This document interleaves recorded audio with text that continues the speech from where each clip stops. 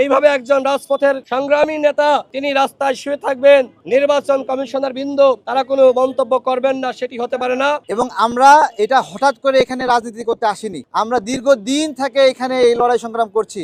দলকে নিবন্ধন দেওয়া হয়নি, তারেক রহমান ভাই এখানে অনশন করছেন, তার সাথে সংহতি জানানোর জন্য আমার ব্যক্তিগত জায়গা থেকে তার প্রতি আমার যে শ্রদ্ধা, তার সংগ্রামের প্রতি আমার যে সহমর্মিতা ভালোবাসা, সেই জায়গা থেকে আমি সংহতি জানানোর জন্য এসেছি। এখন প্রধান নির্বাচন কমিশনারের সাথে কথা বলবো। তিনি অসুস্থ হয়ে পড়ছেন, প্রায় 20 ঘন্টার অধিক সময় তিনি পাড়ি দিয়েছেন, এখানে সারা রাত তিনি শুয়েছিলেন, মশার কামড় খেয়েছেন।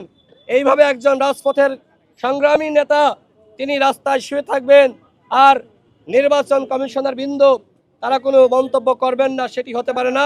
তাদের মন্তব্য জানার জন্য, তারা কি ভাবছেন, কি করবেন সেটি জানার জন্য মাননীয় প্রধান নির্বাচন কমিশনারের সাথে কথা বলার জন্য এই মুহূর্তে আমি যাব।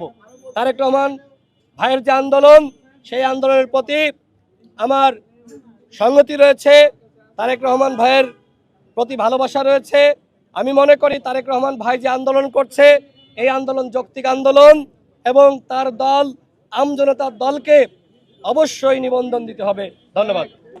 এটা তারেক আমি বলছি তার আন্দোলনের সাথে সংগতি জানানোর জন্য এসেছি। দেখুন, আমরা জানি 100টি উপজেলা কমিটি লাগবে, 100টি উপজেলা অফিস লাগবে। আমি জানা সত্ত্বেও সেটা ঘাটতি রাখবো, এতটা কি আমরা অবুঝ? আমরা 108টি উপজেলা কমিটি করেছি, 108টি জায়গায় অফিস আমরা দেখিয়েছি। আমাদের 21টি জেলা কমিটি লাগবে, আমাদের জেলা কমিটি আছে 43টি। এবং আমরা এটা হঠাৎ করে এখানে রাজনীতি করতে আসিনি, যে শখ হয়েছে অনেকগুলো টাকা ব্যয় করলাম, রাজনীতিতে নেমে গেলাম, দল একটা পেয়ে গেলাম, এরকম না। আমরা দীর্ঘদিন থেকে এখানে এই লড়াই সংগ্রাম করছি। 18 সালে আমাদের যে কোটা সংস্কার আন্দোলন, সেই আন্দোলনে আমি এখানে উদ্যোগ নিয়েছিলাম। তারপরে আমার মনে হয়েছে রাশেদ ভাই, নুরুল হক, নূর ভাই, ফারুক ভাই, তাদের হাতে নেতৃত্ব গেলে ভালো হবে। তাদেরকে বলছে আপনারা এটা ভালো পারবেন আমার চেয়ে। তারা নেতৃত্ব নিয়েছে, বিজয় এনে দিয়েছে। 24 সালের যে গণ অভ্যুত্থান, এই গণ অভ্যুত্থানের জন্মই হতো না এখানে হলো আমাদের এই উদ্যোগ না থাকলে। তো সেই জায়গা থেকে আপনারা যদি জিজ্ঞাসা করেন, বিভিন্ন শর্ত আছে। আমি জানি 100 টাকা দিলে একটা কাঁঠাল পাওয়া যাবে, আমি 90 টাকা নিয়ে ঘুরবো নাকি 100 টাকা নিয়েই ঘুরবো বলেন আমাকে? তাহলে আমি তো সেই প্রস্তুতি নিয়েই আসছি। আমরা সব কিছু দিয়েছি। প্রথম ধাপে তারা সবগুলো উপজেলায় যায়নি, মাত্র 36টি জেলায় গিয়েছে, উপজেলায় গিয়েছে, বাকিগুলোতে না গিয়ে রিপোর্ট দিয়ে দিয়েছে। দ্বিতীয়বারে 82টি উপজেলায় গিয়েছে, বাকিগুলোতে যায় নাই। হঠাৎ করে তারা তদন্ত স্থগিত করে দিল। তারপরে এরপরে বললো যে অধিক তদন্ত হবে, এবং সেখানে সচিবরা সকল উপজেলায় যায় নাই, তারা মাত্র 66টি উপজেলায় গেছে। তাহলে যদি 66টি উপজেলায় যায়, আমার মনে কোনো মানে হলো লুকাচুরি নাই। আমি বলছি সে 66টি উপজেলায় গেছে, বাকিগুলোতে যায় নাই। আমার আছে 108টিতে প্রস্তুতি রয়েছে আমার। কিন্তু তারা এখন বলছে পায় নাই, বিভিন্ন কিছু বলছে আপনারা কোর্টে যান। আমাদের স্পষ্ট কথা, এই কোর্টে গিয়ে অনেক দল নিবন্ধন পেয়েছে। তার মানে এই ইলেকশন কমিশন কীভাবে তদন্ত করে, যে কোর্ট যেটাকে সঠিক মনে করে তারা সেটাকে ভুল মনে করে? তাহলে এতগুলো তারা ভুল করছে, না হলে তো 10টা 15টা দলের ক্ষেত্রে তারা ভুল করছে। তাই এতগুলো দলের ক্ষেত্রে তারা ভুল করছে, তারা এখন আইসা আমার পরীক্ষা নিচ্ছে। এই নির্বাচন কমিশনের লোক তারা কারা? খুব ফেরেস্তা, তাই না? 18 সালে অনেক সুন্দর নির্বাচন করেছে, একবারে ফেরেস্তারা আমাদের নির্বাচন উপহার দিয়েছে।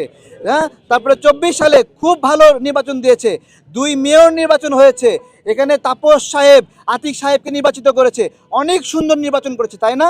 তারা এসে আমাদের পরীক্ষা নিচ্ছে, আমরা সেই পরীক্ষাও দিয়েছি, এখন বলতে হচ্ছে না। আমরা স্পষ্ট করে বলছি, অনেকের সমালোচনা করার কারণে অনেকে কষ্ট পেয়েছেন। ভাই, রাজনীতিতে সমালোচনা না থাকলে এটা মরুভূমি মনে হবে। এই সমালোচনার জন্য যদি আমাদেরকে আটকায়ে দেন, উপদেষ্টাদেরকে বলছি আপনাদের নির্বাচনে অংশগ্রহণ করেন, এটা আমরা চাই না, আমরা বলেছি। এই কারণে যদি আমরা নির্বাচনে যেতে পারবো না এরকম ব্যবস্থা করেন, তাহলে তো এটা আপনি তার চেয়ে বড় ফ্যাসিবাদ হয়ে গেলেন। এই মুহূর্তে আমরা জি একা খুব ভালো বলেছেন। আপনারা কি চান যে আমার দল বল নিয়ে আমি ধাক্কাধাক্কি করব? আপনারা কি মনে করেন আমার দলে শুধুমাত্র একাই আমি এটা মনে করেন? আপনারা আমাকে এদেরকে কখনো দেখেননি। আমি একা বসছি, এটা আমার আন্দোলনের ধরন। আমি এইভাবে একাই অনশন করতে চাই, আমার সকল প্রতিনিধিকে আমি ব্যস্ত রাখতে চাই না। আমি অনশন করছি, আমার কথা যদি যৌক্তিক হয় মানতেই হবে। সেটা একা হয়, 2 জন হয়, 3 জন হয়, সেটা গুরুত্বপূর্ণ বিষয় নয়। 3 জন এখানে আসছিল আন্দোলন করার জন্য, 3 জন আবার চলে গেছে কেন চলে গেছে? আমি এখানে আসছি, এখানে অনশন করছি। অনশন করলে মানুষ পানি খায়, আমি গতকাল থেকে পানিও খাই না।